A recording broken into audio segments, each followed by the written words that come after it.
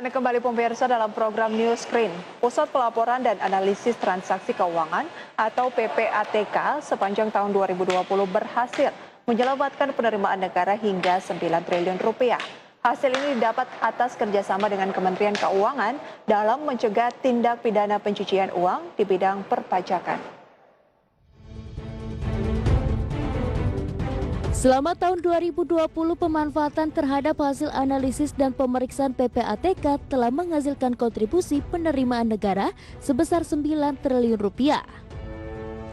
Kepala PPATK Dian Edianare menjelaskan keberhasilan tersebut merupakan hasil dari joint operation 3 pihak antara PPATK, Direktorat Jenderal Pajak, dan Direktorat Jenderal Bea dan Cukai Kementerian Keuangan.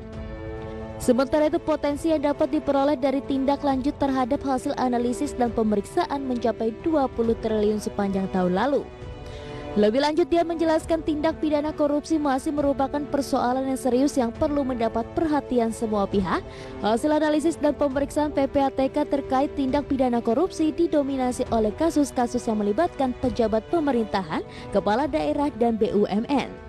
Dengan modus utama terkait penerimaan gratifikasi atau suap, perizinan, dan pengadaan barang dan jasa.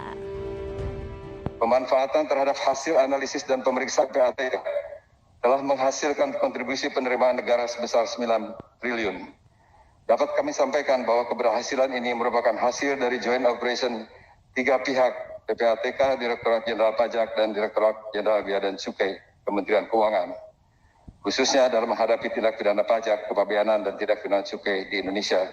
Sementara itu, potensi yang dapat diperoleh dari tindak lanjut terhadap hasil analisis dan pemeriksaan yang akan dilakukan oleh aparat penegak hukum.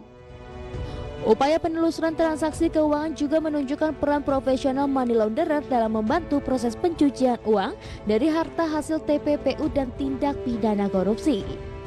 Hal itu dengan memanfaatkan celah perbedaan peraturan perundang-undangan di Indonesia dengan peraturan perundang-undangan negara lain, termasuk rekayasa uang dan rekayasa hukum. Dari Jakarta, Raharjo Patmo, IDX Channel.